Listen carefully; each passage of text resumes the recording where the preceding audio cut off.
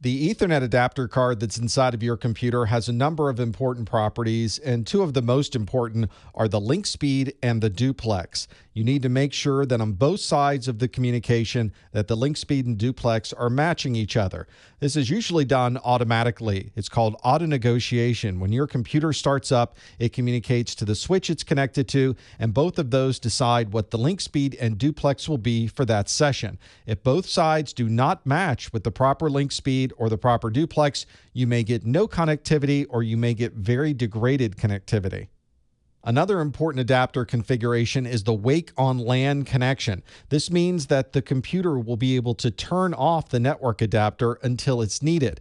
We would normally have this configured because we often will have our computer in sleep mode or hibernate mode, but in the middle of the night, you may want to have a software update pushed from your corporate environment. In that particular case, we may want to allow this device to wake the computer. That way your computer would automatically wake up and be available for that software update. You would find these adapter settings in your control panel under Network and Sharing Center. From here, you would choose Change Adapter Settings. And from the Change Adapter Settings, in my case, I only have a single adapter, I'm going to select that adapter and choose Change the Settings of this connection. From the dialog box that pops up at the very top, it shows you the adapter card that you're using. This is an Intel 82574L gigabit network connection.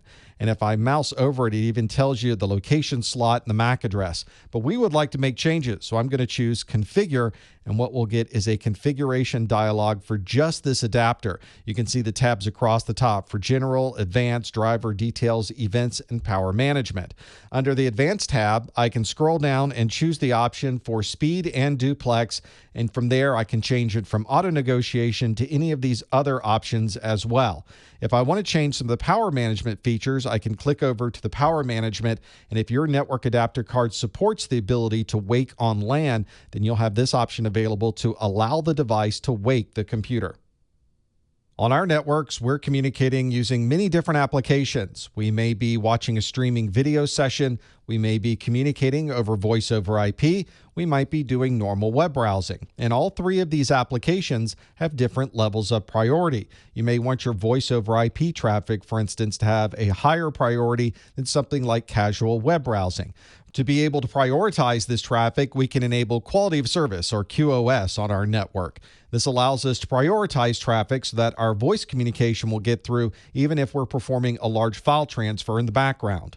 Quality of service isn't something that you can simply click a checkbox and have it work across your infrastructure. All of the different devices you're using in your environment must be able to support quality of service. In Windows, the way that it's supported is through something called DSCP, or Differentiated Services Code Points. This allows Windows to change parts of the IP packet itself. In IPv4, it's setting a type of service, or a TOS field. If you're running IPv6, this allows Windows to change the traffic class octet. You'll be able to set how Windows uses these quality of service settings through either a group policy if you're on a Windows domain, or the local computer policy on an individual computer. I'm on my local computer that's not connected to a domain, so I'm going to go to the search bar inside of Windows 8 and look at my local group policy, and it gives me an option to edit group policy. And if I choose that, I'll get the local group policy editor. To get to the QoS settings, I'll choose computer configuration, I'll choose Windows settings, and you can see at the bottom, I see policy-based QoS.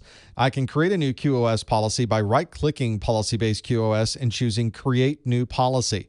And from here, I can set a policy name for this. I can specify the specific DSCP value that I'd like assigned to this app, and I can specify a throttle rate. Let's call this policy web traffic. Maybe this is my browsing information, and I'm going to use a DSCP value of 1. And then I can say that this QoS policy applies to all applications, only applications with a particular executable name, or only HTTP server applications responding to requests for a particular URL.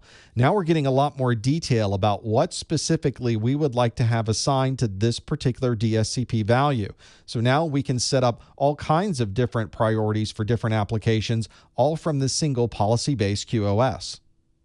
The ultimate control of your network adapter card is made from your BIOS. From here, you can enable or disable an Ethernet card. There's not a lot of other configuration options inside of your BIOS. For your network settings, it's usually a simple enable or disable option.